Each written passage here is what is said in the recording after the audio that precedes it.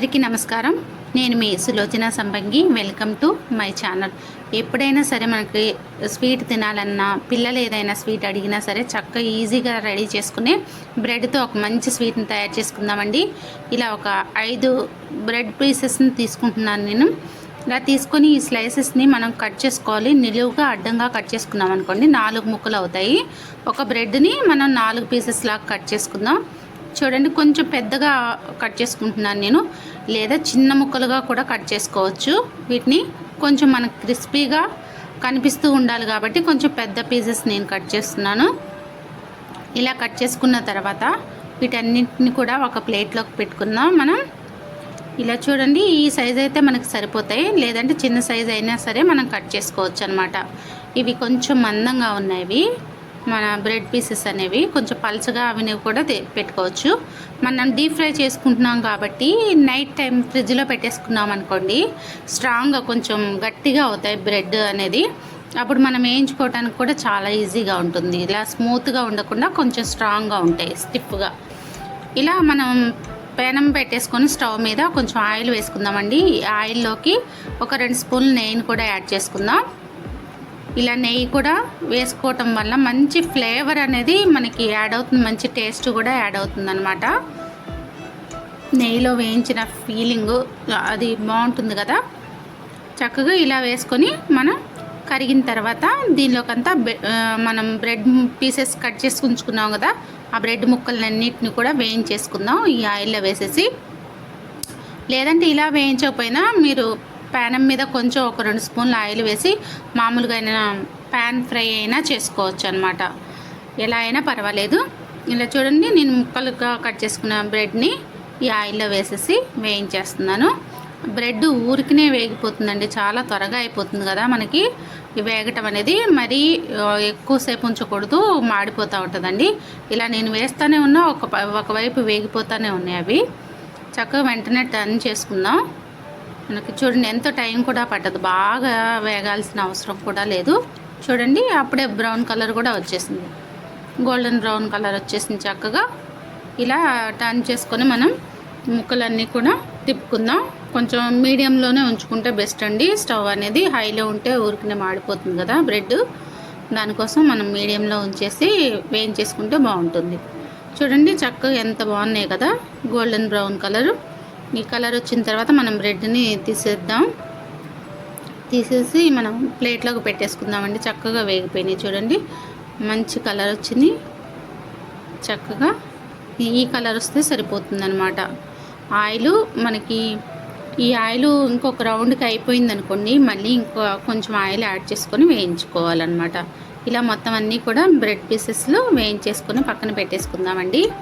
కొంచెం ఇలా వేయించడం వల్ల ఆయిల్ కొంచెం ఎక్కువగానే తీసుకుంటుంది, లేదా మీరు ప్యాన్ మీద అయినా ఫ్రై చేసుకోవచ్చు. ఒక 2 స్పూన్ ఆయిల్ వేసుకొని సిమ్లో ఉంచేసుకొని ఫ్రై చేసుకోవచ్చు. ఇలా నేను బ్రెడ్ పీసెస్ అన్నీ కూడా వేయించేసి పక్కన పెట్టేసుకుంటున్నాను. రెండో రౌండ్ కూడా వేసుకోవాలి దీనిలోకి. ఇలా వేసేసుకొని చక్కగా మనం వేయించేసుకోవాలన్నమాట వీటిని కూడా. ఈ కొంచెం ఎక్కువగా చేసి పెడితే పిల్లలు ఆడుకొని వస్తూ ఉంటారు, తింటూ ఉంటారు, వెళ్తూ ఉంటారు కదా. చక్కగా వాళ్ళకి ఎంజాయ్ చేసినట్టు ఉంటుంది కొంచెం ఎక్కువ చేసుకోవటం వల్ల. ఇలా చక్కగా బ్రెడ్ అంతా కూడా వేయించేసి పెట్టుకున్నాను. ఇలా పెట్టుకున్న తర్వాత ఒక స్టవ్ మీద ఒక బాణలి పెట్టేసి పాలండి, ఒక 2 కప్పులు పాలు ఉంటాయి, 3/4 లీటర్ వరకు తీసుకున్నాను. దీనిలో ఒక చిన్న కప్పుడు నేను పక్కన పెట్టేసుకున్నాను. పాలు పక్కన పెట్టేసుకొని కస్టర్డ్ పౌడర్ కలుపుకోవడానికి కస్టర్డ్ ఒక 2.5 స్పూన్లు వేస్తున్నాను నేను. ఒక బౌల్లోకి వేసేసుకొని మిల్క్తో మనం కలిపేసుకుందాం. ఈ పిండి ముద్దలు ఏమీ లేకుండా, కస్టర్డ్ ముద్దలుగా లేకుండా పిండి అంతా కలిసేలాగా చక్కగా కలుపుకోవాలండి. ఇలా కలిపేసుకుందాం. ఈ లోపు మనకి పాలు కూడా మరిగిపోతున్నాయి కదా స్టవ్ మీద. ఈ పిండిని మాత్రం, కస్టర్డ్ పౌడర్ని మాత్రం చక్కగా ఉండలు లేకోకుండా కలిపేసుకోవాలి. ఈలోపు మనం పాలు కూడా ఎలా ఉన్నాయో చూద్దాం. పాలు కూడా మరిగిపోయాయండి, చక్కగా పొంగుతున్నాయి చూసారా. ఇలా మరిగిపోయాయి కదా, దీనిలోకి ఇప్పుడు మనం షుగర్ని యాడ్ చేసుకుందామండి. మన టేస్ట్కి సరిపడినంత, నేనైతే 2 స్పూన్లు షుగర్ వేసుకుంటున్నాను. మీరు మీ టేస్ట్కి సరిపడినంత వేసుకోండి. ఇలా వేసుకోవాలన్నమాట. షుగర్ వేసుకొని కొంచెం కరిగేంత వరకు మనం తిప్పుకుందాం. ఒక 2 స్పూన్లు వేసుకొని కొంచెం షుగర్ని మెల్ట్ అవనివ్వాలన్నమాట. ఇలా కరిగిన తర్వాత దీనిలోకి కస్టర్డ్ మిల్క్ని యాడ్ చేసుకుందామండి. ఒక బౌల్లో కలిపి పెట్టుకున్నాం కదా కస్టర్డ్ పాలని, అది కూడా వేసేసుకుందాం. దీనిలో వేసుకొని తిప్పుతూ కలుపుతూ ఉండాలి.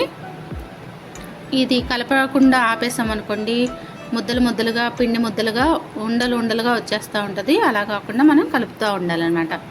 కలుపుతూ ఉంటే ఇది కొంచెం చిక్కబడిపోతుంది మనకి. దీనిలోకి ఇలాచీ పౌడర్ అనేది వేసుకుందాం. 1 స్పూను షుగర్లో వేసి నేను ఇలాచీని మిక్సీ పట్టాను. చూడండి ఇలా చక్కగా,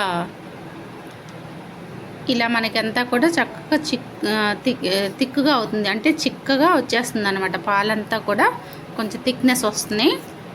చక్కగా క్రీమీగా మంచిగా కనిపిస్తుంది కదా. ఇలా చక్కగా స్టవ్ ఆపుకున్న తర్వాత కూడా కొంచెం సేపు మనం దీన్ని కలిపేసుకోవాలి అండి. కలుపుతూ ఉండాలి. ఎందుకంటే పైన ఒక మీగడలాగా కట్టేస్తుంది. వెంటనే ఆపేసామనుకోండి తిప్పటం మీగడలాగా కట్టేస్తుంది. అలా మీగడలాగా కట్టకుండా మనం ఈ కస్టర్డ్ని కొంచెం సేపు తిప్పుకున్నాం అనుకోండి, వేడెంత పోయేంత వరకు బాగుంటుంది అనమాట. ఇప్పుడు మనం బ్రెడ్ వేయించుకున్న ప్యాన్లోనే కొంచెం డ్రై ఫ్రూట్స్ కూడా వేయించేసుకుందాం.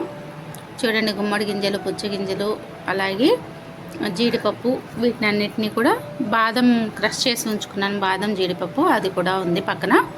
ఇవి వేయించేసుకుని పక్కన పెట్టేసుకుందామండి. చక్కగా వేగిపోయాయి కదా, వేయించేసుకుని పక్కన పెట్టేసుకుని మనం ఇవి కూడా సిమ్లోనే వేయించుకోవాలి. ఇంకా మన దగ్గర ఎలాంటి డ్రై ఫ్రూట్స్ ఉన్నా సరే చక్కగా యూజ్ చేసుకోవచ్చు. ఇప్పుడు మనం చల్లారింది కదండి ఈ కస్టర్డ్ మిల్క్ అనేది చల్లారిన తర్వాత ఒక బౌల్లోకి కొంచెం ఒక 4-5 గరిటెలు వేసుకోవాలండి. ఫస్ట్ ఒక బౌల్ తీసుకొని ఇలా 4-5 గరిటెలు వేసుకున్న తర్వాత మనం వేయించేసి పెట్టుకున్నాం కదండి బ్రెడ్ పీసెస్, ఆ బ్రెడ్ పీసెస్ని ఒక్కొక్కటిగా ఇలా సర్దుకోవాలి. క్రాస్గా డైమండ్ షేప్లోకి మనం సర్దుకోవాలి. అంటే మొత్తం అంతా మునిగితే మనకు మెత్తగా అయిపోతుంది కదా. అలా కాకుండా కొంచెం క్రిస్పీగా రావాలి, మనం తినేటప్పుడు బాగుండాలి అంటే ఇలా క్రాస్గా పెట్టేసుకోవాలి. క్రాస్గా పెట్టి అంతా కూడా అన్ని ముక్కలన్నీ పెట్టేసుకున్న తర్వాత సర్దుకొని చక్కగా దీని మీద మళ్ళీ కస్టర్డ్ని యాడ్ చేసుకుందామండి. అంటే మొత్తం అంతా తడవకుండా మనం మంచిగా కస్టర్డ్ అనేది వేసేసుకుందాం.